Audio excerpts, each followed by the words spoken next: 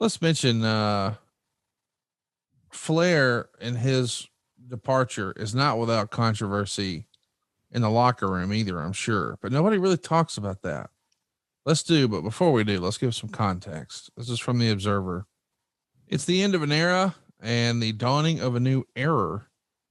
Ric Flair was fired by WCW Monday, effective immediately after both sides failed to reach an agreement on a contract extension, which would be from June 1st, 92 through May 31st, 94.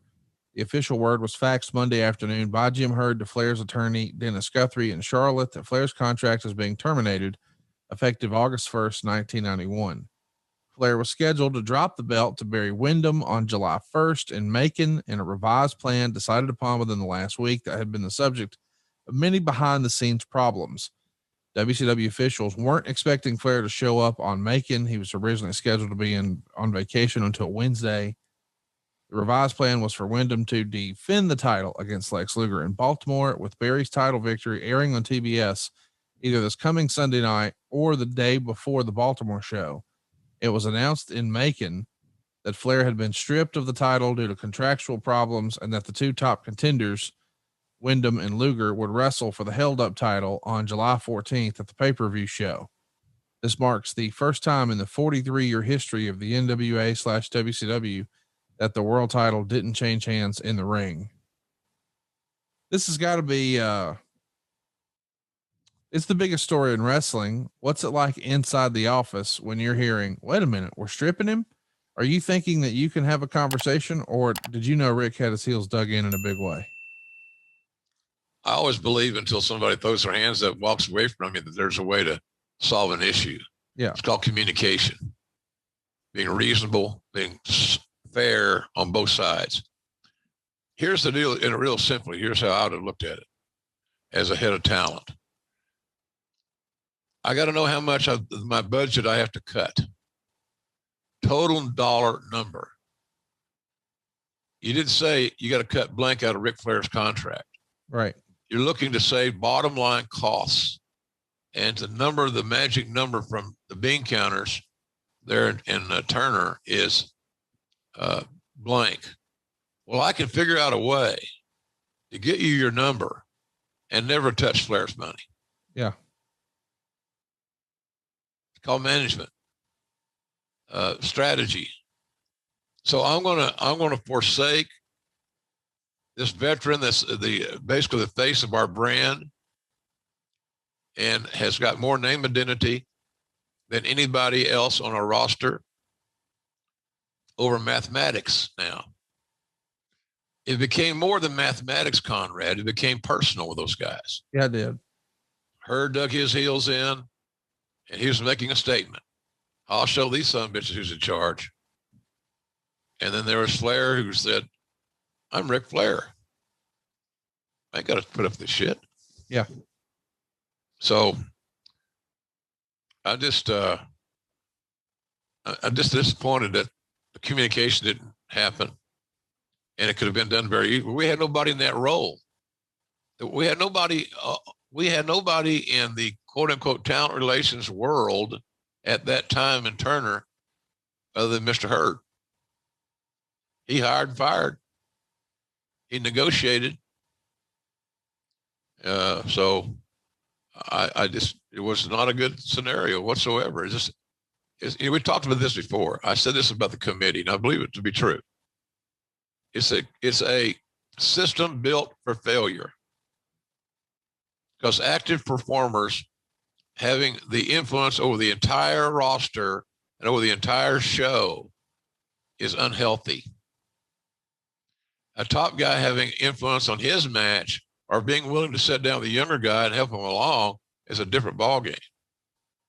Totally different ballgame. But having a committee of talents who are still actively involved in the game, affecting every match on the card, I find not to be healthy. That's just my opinion. So there's lots of debate at the time about what exactly is being asked of Rick. I think the original idea was, we're going to have you drop the belt to Luger in Baltimore. And we've talked about Luger a lot recently here on the show. we're probably 3 years too late on that. Maybe that should have happened in 88, but either way, he didn't want to do that. And he doesn't want to do that because he wants to be taken care of.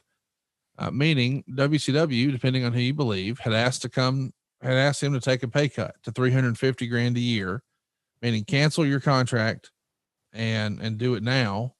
And some folks within WCW at the time were saying, no, we were trying to get ready for the next one. He wanted to extend his current deal at the same rate, and we couldn't do that.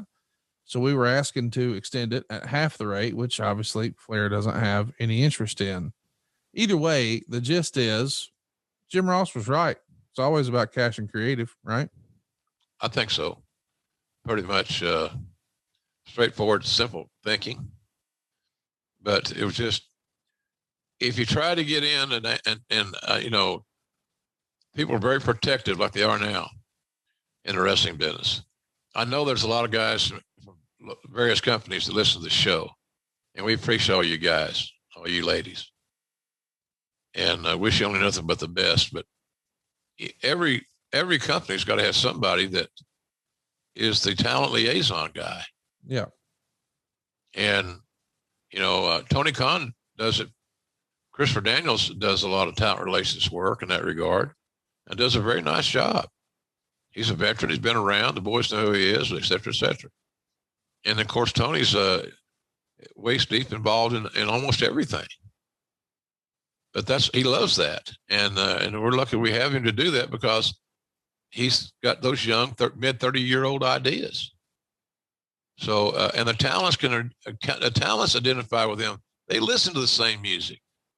They do the same. They have the same interests by and large, because of their age, the demographics they both reside in. But in WCW, we have Mr. Hurt, and the guy that needed to have the most product knowledge of anybody on the roster, I believe, has got to be one, the booker, and two, who's taking care of the talent, who's the talent relations person. Because you get faced with a zillion issues and questions and concerns, and talent can tell if you're bullshitting them from the first you open your mouth. You got those two roles have got to be solid as a rock, and we didn't have that solid as a rock feel in WCW, as we've gone over ad nauseum. Don't we all love summer vacation, relaxing, laying out by the pool, barbecues, hitting the beach, doing, well, nothing? Well, how about a summer vacation from your house payments? With SaveWithConrad.com, you can do just that. Reduce your monthly payments by making the equity you built up in your home work for you. You can roll together those high interest rate credit cards into one lower monthly payment, and perhaps access some of that newfound equity to turn your house into your dream home with no money out of pocket. And how about this? You get to skip your next two house payments. That's right. You won't have to make your June or your July house payment. You're done until August 1st. Go right now to SaveWithConrad.com. Let my team run the numbers for you for free. There's no obligation, and if we can't help you save some cash, we won't waste your time. And did I mention we're offering a 3-year guarantee right now? That's right. That means if at any point interest rates improve over the next 3 years, you get a free refi. That's right. No new lender fees from us. So you get to save money now without wasting money later when the rates improve on a whole second set of closing costs. Why not go to SaveWithConrad.com and get a guarantee? Save money now and save money later with your friend in the mortgage business. That's me, Conrad Thompson at SaveWithConrad.com. Shoot me an email at Conrad@SaveWithConrad.com. Give us a call at 888-425-0105 or get yourself a quick quote. Even talk to a live person right now at SaveWithConrad.com. NMLS number 2129, equal housing lender. Let's take a summer vacation from house payments at SaveWithConrad.com.